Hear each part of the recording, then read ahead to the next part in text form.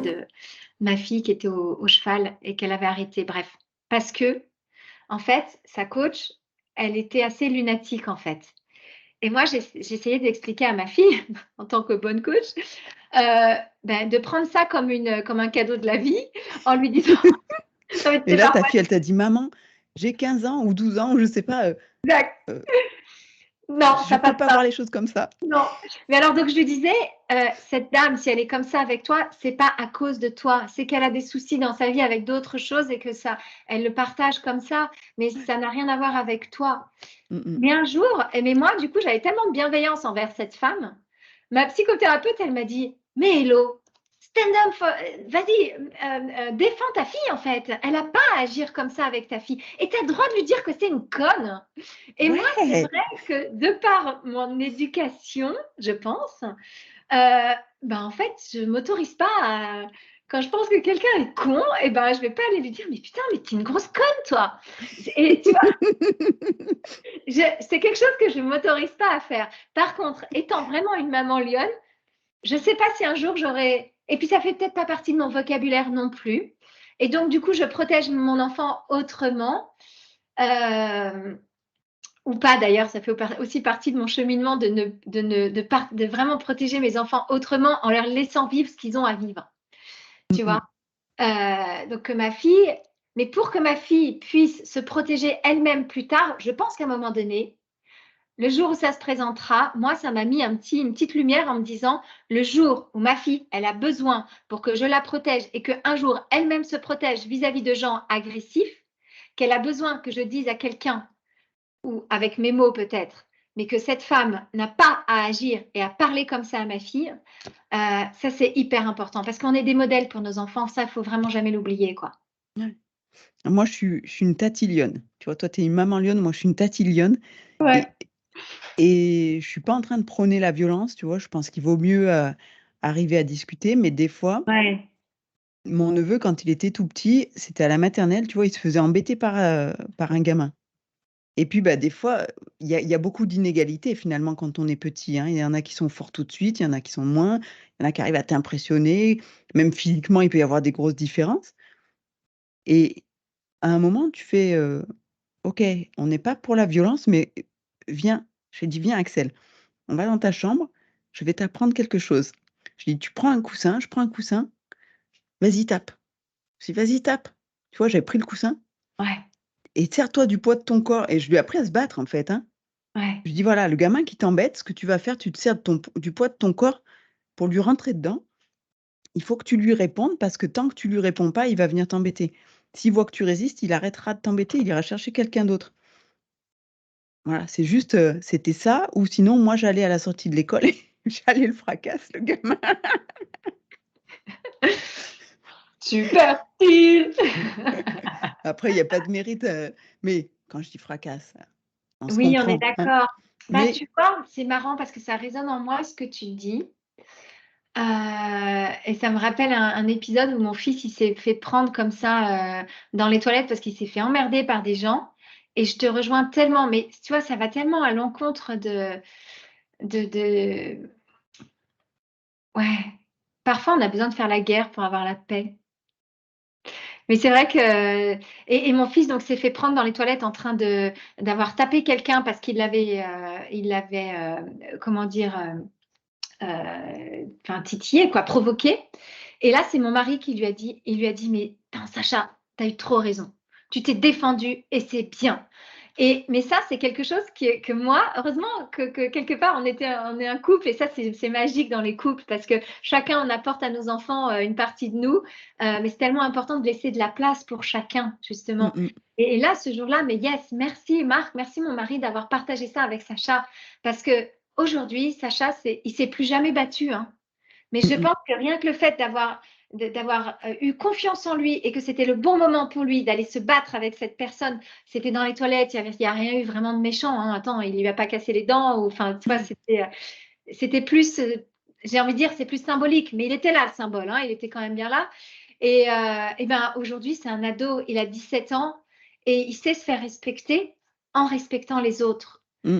Mais quelque part, ça a dû passer par cette phase de physique pour Ouais. ressentir que Voilà, oui, mais c'était une phase. C'est-à-dire qu'il n'a pas besoin de se battre avec les enfants et c'est peut-être la seule ou l'une des seules fois où il a dû se battre.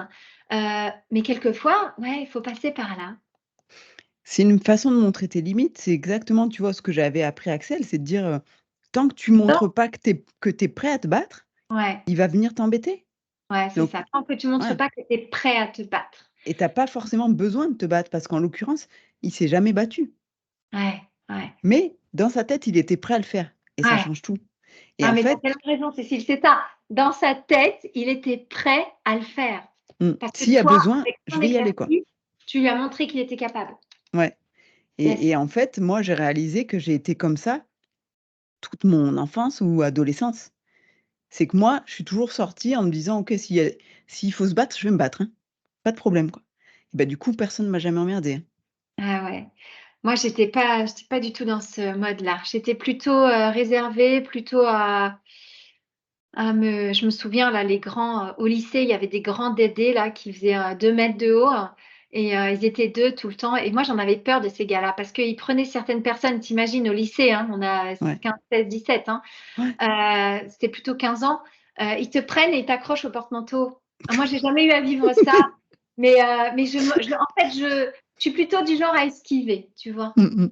Je veux pas me confronter à eux parce que je sais que j'ai pas la force physique, ni la posture, ni rien pour, et du coup, je suis plutôt à esquiver. Ouais, c'était mon attitude, de fille Après, réservée quelque part, ouais. ouais, moi, j'ai Et pas pourtant, forcément à la l'époque, force je faisais du physique, hein. jiu-jitsu, hein. Ceinture Ah verte, ouais, attention! mmh. Moi, j'ai pas forcément la force physique et j'ai fait de la boxe française, mais bien plus tard. Ouais, Mais c'est juste, en fait, je pense qu'à un moment, j'ai pas assez peur. Donc moi, je vais me défendre, jusqu'au bout, quoi. ah ouais, j'ai jamais eu vraiment ce genre de situation, je vais plutôt être dans la défense, heu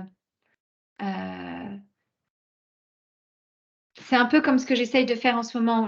Plutôt que de vouloir convaincre les gens, je vais les convaincre d'une autre manière, c'est-à-dire juste en étant qui je suis.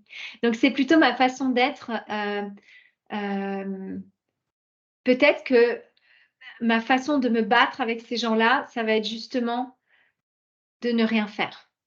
Mmh mh. De pas se laisser atteindre non plus, quoi. Oui, mais ça veut dire je stand up, je suis sur mes 2 pieds, mais je ferai rien. Mmh mh.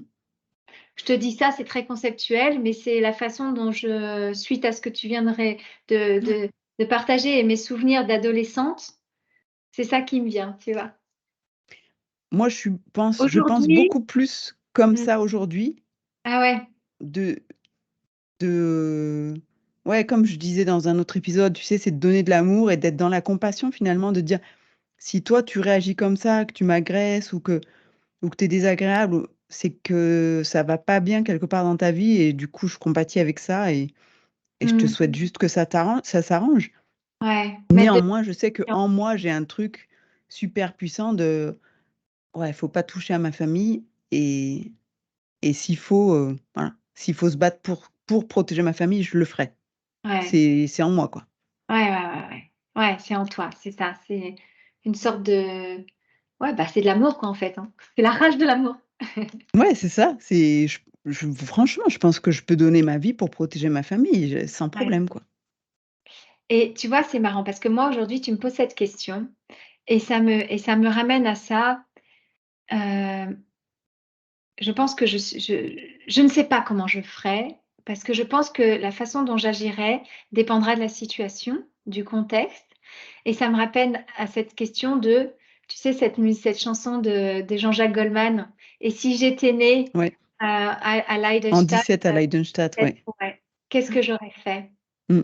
Et ça, c'est vraiment une question où, bah, moi, qu'est-ce que j'aurais fait dans ces temps de guerre, par exemple la deuxième guerre mondiale où c'était un sujet dont je me suis beaucoup imprégnée, enfin, ce qui m'intéressait beaucoup en fait, qui m'a beaucoup touchée en fait, de voir cette haine, comment l'humain est capable d'avoir tant de haine envers un autre humain et j'ai beaucoup cheminé avec ça et je me suis tu vois, j'écoutais à l'époque Lucie Aubrac, enfin des résistants en fait et je me disais: Hein, «Mais hein. mais un jour, je me suis dit: «Mais ouais, mais en fonction du contexte, si tu te remets vraiment dans un contexte comme ça, bah, je ne sais pas comment j'aurais réagi. Mon cœur me dit que j'aurais aimé réagir comme ça en en ayant le courage et tout, mais c'est Ouais. une vraie question. Comment est-ce que j'aurais réagi? Et tu vois, en posant cette question de comment je défendrais ma famille, aujourd'hui, je ne sais pas, parce que je pense qu'il me manque la situation et le contexte pour pouvoir enclencher le courage, Mmh mh. tout ce que mon cerveau, avec tous ses apprentissages, et cetera, tout son niveau de conscience, m'apporterait pour Ouais. réagir en face à la situation. Je sais pas. Ouais, c'est toujours compliqué. Après Ouais, je c'est une sorte d'humilité aussi, je ouais, pense. moi je peux pas dire qu'avec assurance, ouais, bien sûr, j'aimerais bien pouvoir dire: «C'est sûr que j'aurais fait partie de la résistance, machin nin nin», mais j'en sais rien. Ouais, Je pense que j'aurais priorisé la sécurité de ma famille d'abord et donc ouais, après ça peut être n'importe quelle voie que tu suis, hein.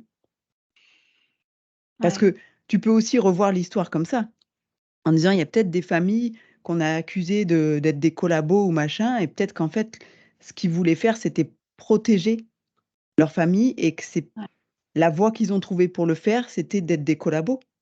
Et je suis pas en train de dire que c'est bien d'être collabo, tu vois? Il y a pas de jugement, c'est Non, mais plus comme j'essaye de comprendre les ouais, motivations qu'il peut y avoir derrière. ouais, j'aime beaucoup ces chemins et ça rejoint ce qu'on disait, de quelque part, heu, en soi, garder confiance en qui on est et qu'on a pris la bonne décision au bon moment en fonction de ce qu'on avait à ce moment-là. Faut pas l'oublier non plus, hein, tout ce peuple allemand était vraiment endoctriné pour la plupart, par un leader qui était hyper charismatique, qui a embarqué les foules, hein, et Mmh. les foules l'ont élu cette personne, hein, faut quand même Ouais. pas l'oublier. Heu, bon après c'est pas pour, j'avais envie de dire, c'est pas pour pardonner certaines choses qui ont été faites, mais là, on est dans le processus de décision, dans le processus de comment j'agis avec mon cœur, en fait. Ouais. Et donc ouais, ça rejoint le sujet initial. Mmh. Voilà, tout ça pour dire qu'après on a chacun ses priorités et puis que Et que l'intention c'est ça. que tu décides de mettre sur le courage et sur tes agissements, sur les actions que tu prends, tout se déroule, en fait, Mmh. après. Ouais, Un tapis rouge. c'est ça. Ouais. On va rester sur ça, je crois, sur l'intention. Mais Yes. c'est quelque chose que je dis souvent parce qu'en coaching, j'ai souvent forcément, j'ai attiré à moi des gens qui avaient les mêmes, comment dire? Les mêmes blocages Oui. potentiellement que moi sur la peur de briller, sur le fait: «Ah non mais c'est hyper prétentieux de faire ça, nin nin» et c'est de dire: Raccroche-toi à ton intention. Ton intention est bonne, tu veux aider, tu veux faire avancer les choses, tu le fais dans la bienveillance. Voilà, ça doit Ouais. te suffire à exprimer ce que tu as exprimé. Et ouais, et aussi il y a des gens qui ont besoin de toi. Donc Ouais. fie-toi à ton intuition qui te permet de poser ton intention, pour servir le monde en fait, c'est vraiment ça. Mmh. Autorise-toi à rayonner. C'est ça. C'est J'aime ce bien qu'on a ça, c'est mon partagé soleil. plus Yeah, tôt dans la semaine, toi et moi, hein, du fait de comment je peux faire pour être une opportunité dans la vie des autres. ouais, Bah, c'est il ça, faut que j'exprime qui je suis, il faut que je montre ce que je peux apporter et ceux ouais, qui en auront besoin viendront le chercher, viendront le prendre. ouais, tout à fait. Ouais, autorise-toi à ça. Et tout ça, c'est tout un travail intérieur en fait, c'est tout un cheminement. Ouais. Et c'est un processus auquel il faut faire confiance à la vie, s'autoriser à accueillir pleinement ce qu'on vit. Parce qu'encore une fois, ce que tu vis aujourd'hui, c'est que tu dois le vivre. Bon, après, encore une fois, ça me vient encore ce viol et là, tu te dis enfin, les gens qui entendent ça, ça résonne pas du tout pareil en eux, et on peut paraître au pays des bisounours quand on parle comme ça, mais ouais, les pépites, parfois, elles mettent du temps à se révéler. Non, mais c'est une évidence que quand tu es en plein dedans, une situation difficile, un deuil, Ouais, un truc comme il ça, faut penser comme ça. ce discours qu'on vient de tenir, Ouais, il a pas de sens pour toi et c'est normal, donne pas. d'accord? Ouais, C'est c'est tout comme quand tu demandes à un gamin de 20 ans, de se projeter sur son avenir et de dire: «Fais confiance à la vie, tu verras, tout va».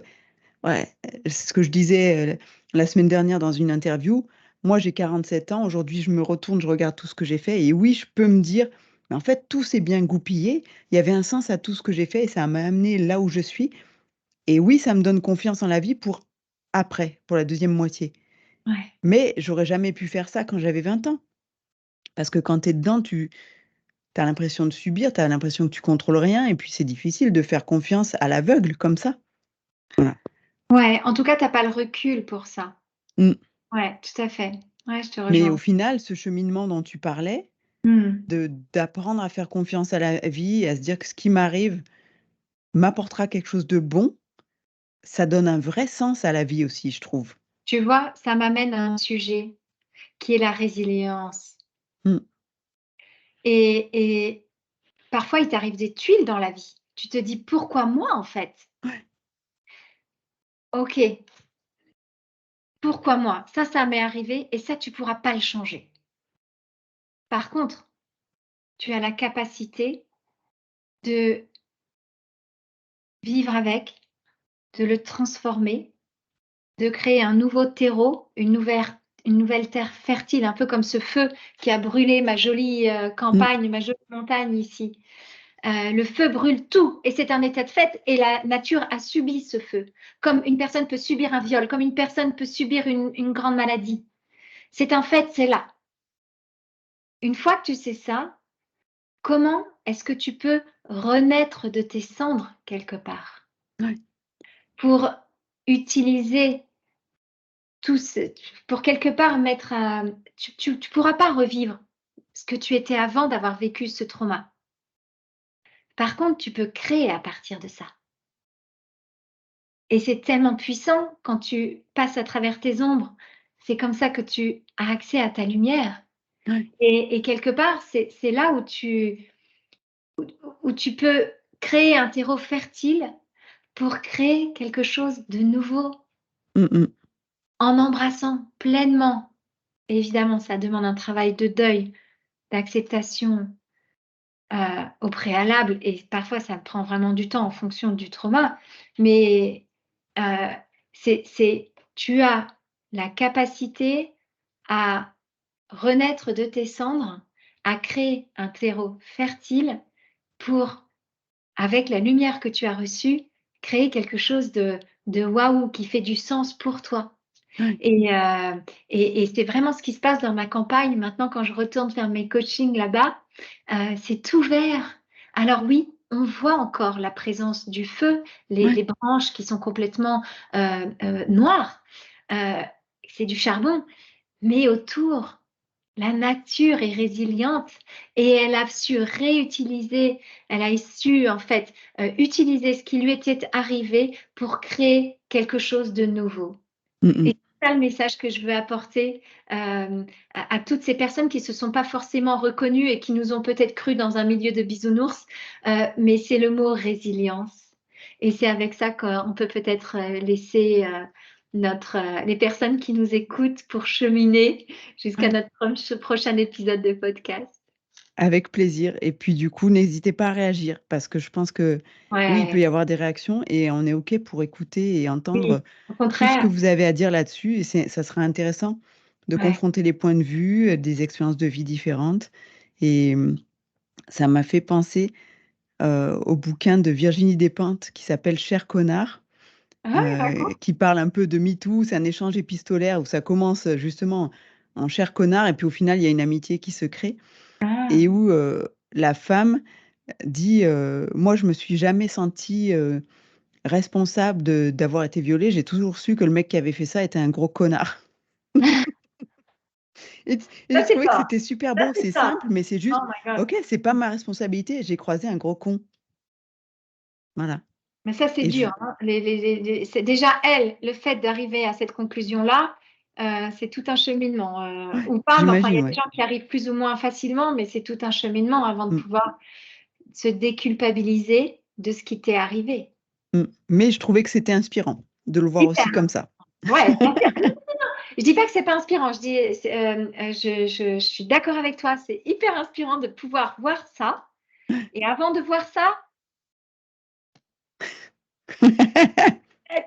tu vois? C'est Ouais. pas évident.